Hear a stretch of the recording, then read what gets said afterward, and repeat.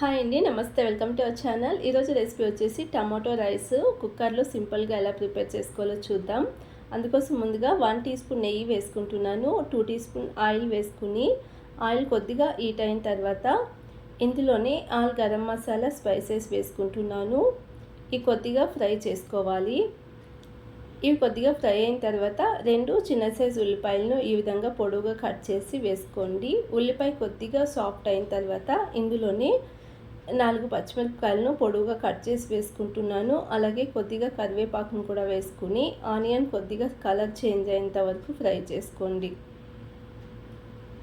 ఉల్లిపాయ ఈ విధంగా కలర్ చేంజ్ అయిన తర్వాత ఇందులోనే కొద్దిగా పుదీనా ఆకులు వేసుకుంటున్నాను. తర్వాత 2 టీ స్పూన్ ఫ్రెష్ అల్లం వెల్లుల్లి పేస్ట్ వేసుకోవాలి.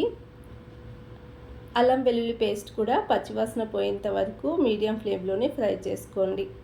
అలాగే 4 టమాటోస్ని ఈ విధంగా పొడవుగా కట్ చేసి వేసుకోండి.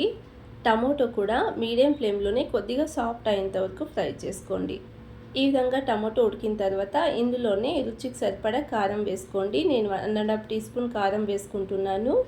1 టీ స్పూన్ ధనియాల పౌడర్, అలాగే చిటికెడు పసుపు, అలాగే 1/4 టీ స్పూన్ గరం మసాలాను వేసుకుని ఈ మసాలాలను కూడా మరొక 2 నిమిషాల పాటు లో ఫ్లేమ్లోనే ఫ్రై చేసుకోండి.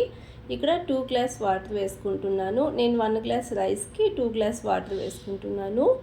మీరు రైస్ 2 గ్లాస్ రైస్ అయితే 4 గ్లాస్ వాటర్ ఆ విధంగా యాడ్ చేసుకోండి. తర్వాత రుచికి సరిపడా సాల్ట్ వేసుకోవాలి. అలాగే చిన్నగా కట్ చేసుకున్న కొత్తిమీరను కూడా వేసుకుని 1 గ్లాస్ రైస్ని శుభ్రంగా 2 సార్లు కడిగి వేసుకోండి.